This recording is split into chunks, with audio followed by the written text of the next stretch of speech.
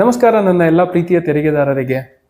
ಸಿಕ್ಕಿಂ ರಾಜ್ಯದ ಜನ ಕೋಟ್ಯಾಂತರ ರೂಪಾಯಿ ಹಣ ಗಳಿಕೆ ಮಾಡ್ತಿದ್ರು ಕೂಡ ಯಾರೊಬ್ಬರು ಇನ್ಕಮ್ ಟ್ಯಾಕ್ಸ್ ಕೂಡ ಕಟ್ತಾ ಇಲ್ಲ, ಇನ್ಕಮ್ ಟ್ಯಾಕ್ಸ್ ರಿಟರ್ನ್ ಫೈಲ್ ಮಾಡೋಂಥ ಗೋಜಿಗೆ ಹೋಗಿಲ್ಲ. ಇನ್ಕಮ್ ಟ್ಯಾಕ್ಸ್ ಡಿಪಾರ್ಟ್ಮೆಂಟ್ ಇವ್ರನ್ನೆಲ್ಲ ಸುಮ್ಮನೆ ಬಿಟ್ಟಿದ್ಯಾ, ಇವ್ರಿಗೆ ನೋಟಿಸ್ ಕಳಿಸ್ತಾ ಇಲ್ವಾ, ಅಸೆಸ್ಮೆಂಟ್ಗೆ ಸೆಲೆಕ್ಟ್ ಮಾಡ್ತಿಲ್ವಾ ಅನ್ನೋಂಥ ಕ್ವಶನ್ ನಿಮಗೂ ಕೂಡ ಬಂದಿರ್ಬೋದಲ್ವಾ. ವಿಡಿಯೋನ ತಪ್ಪದೆ ಕೊನೆವರೆಗೂ ನೋಡಿ, ಯಾಕೆ ಅಂತ ಇನ್ಫಾರ್ಮೇಶನ್ ಅನ್ನ ಕೊಡ್ತೀನಿ. ನಿಮ್ಮಲ್ಲಿ ಯಾರಾದರೂ ಇನ್ನೂ ಈ ಚಾನಲ್ ಸಬ್ಸ್ಕ್ರೈಬ್ ಮಾಡಿಲ್ಲ ಅಂತಂದ್ರೆ ಪ್ಲೀಸ್ ಸಬ್ಸ್ಕ್ರೈಬ್ ಮಾಡಿ. ಹೀಗೆ ಒಳ್ಳೆ ಇನ್ಫಾರ್ಮೇಶನ್ ಇರುವಂಥ ವಿಡಿಯೋಗಳನ್ನು ಅಪ್ಲೋಡ್ ಮಾಡ್ತಾ ಇರ್ತೀನಿ. ಹಾಗೆ ನಾನು ಅಪ್ಲೋಡ್ ಮಾಡುವಂಥ ಯಾವುದೇ ವಿಡಿಯೋನ ಮಿಸ್ ಮಾಡಬಾರ್ದು ಅನ್ನೋಂಥ ಇಂಟೆನ್ಷನ್ ಇದ್ರೆ ತಕ್ಷಣ ನೀವು ಬೆಲ್ ಐಕಾನ್ ಅನ್ನ ಪ್ರೆಸ್ ಮಾಡಿ. ನಾನು ಮಾಡುವಂಥ ಎಲ್ಲ ಹೊಸ ವಿಡಿಯೋಗಳ ನೋಟಿಫಿಕೇಶನ್ ತಕ್ಷಣ ನಿಮಗೆ ಬರುತ್ತೆ. ಸೊ ಯಾವುದೇ ವಿಡಿಯೋಗಳು ಕೂಡ ಮಿಸ್ ಮಾಡ್ಕೊಳ್ಳಲ್ಲ. ಸಿಕ್ಕಿಂ ರಾಜ್ಯ ಸುಮಾರು 333 ವರ್ಷಗಳ ಕಾಲ ರಾಜರ ಆಳ್ವಿಕೆಯಲ್ಲಿರುತ್ತೆ. 1975ರಲ್ಲಿ ಭಾರತದ ಜೊತೆ ವಿಲೀನ ಆಗತ್ತೆ. ಕೆಲವೊಂದು ಷರತ್ತುಗಳನ್ನು ಕೂಡ ವಿಧಿಸಿರುತ್ತೆ. ಅದರಲ್ಲಿ ಪ್ರಮುಖವಾದದ್ದು ಸಿಕ್ಕಿಂ ರಾಜ್ಯದ ಜನಗಳಿಗೆ ಇನ್ಕಮ್ ಟ್ಯಾಕ್ಸ್ ಅನ್ನ ಲೆವಿ ಮಾಡಬಾರ್ದು ಅನ್ನುವಂಥ ಪ್ರಪೋಸಲ್ ಕೇಂದ್ರ ಸರ್ಕಾರಕ್ಕೆ ಕೊಟ್ಟಿರುತ್ತೆ.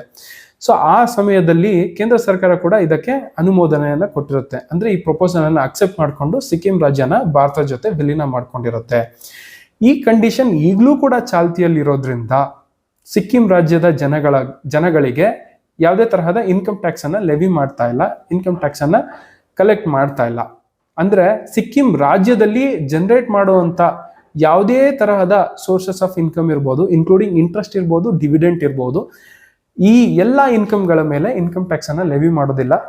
ಆದ್ರೆ ಸಿಕ್ಕಿಂ ರಾಜ್ಯದ ಜನರು ಸಿಕ್ಕಿಮಿಂದ ಬೇರೆ ರಾಜ್ಯಗಳಿಗೆ ಬಂದು ಉದ್ಯೋಗ ಮಾಡೋದಿರ್ಬೋದು, ವ್ಯವಹಾರ ಮಾಡೋದಿರ್ಬೋದು, ಸೊ ಈ ತರ ಆಕ್ಟಿವಿಟಿಗಳಿಂದ ಇನ್ಕಮ್ ಜನರೇಟ್ ಮಾಡ್ತಿದ್ರೆ ಅದಕ್ಕೆ ಇನ್ಕಮ್ ಟ್ಯಾಕ್ಸ್ ಅನ್ನ ಲೆವಿ ಮಾಡಬೇಕಾಗತ್ತೆ. ಈ ವಿಡಿಯೋ ನೋಡ್ತಿರೋಂಥ ನಿಮ್ಮಗಳಿಗೂ ಒಂದು ಕ್ವಶನ್ ಬಂದಿರ್ಬೋದಲ್ವಾ, ನಾವು ಕೂಡ ಸಿಕ್ಕಿಂ ರಾಜ್ಯಕ್ಕೆ ಹೋಗ್ಬಿಡೋಣ, ನಮಗೂ ಕೂಡ ಇನ್ಕಮ್ ಟ್ಯಾಕ್ಸ್ ಎಕ್ಸಂಪ್ಷನ್ ಸಿಕ್ಬಿಡುತ್ತೆ ಅಂತ.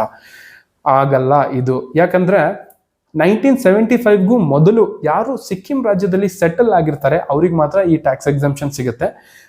ನಿಮಗೆ ನಾವು ಬೇರೆ ರಾಜ್ಯದಲ್ಲಿರೋರು ಸಿಕ್ಕಿಂ ರಾಜ್ಯಕ್ಕೆ ಹೋಗ್ತೀವಿ ಅಂತಂದ್ರೆ ನಿಮಗೆ ಟ್ಯಾಕ್ಸ್ ಎಕ್ಸಂಪ್ಷನ್ ಸಿಗೋದಿಲ್ಲ.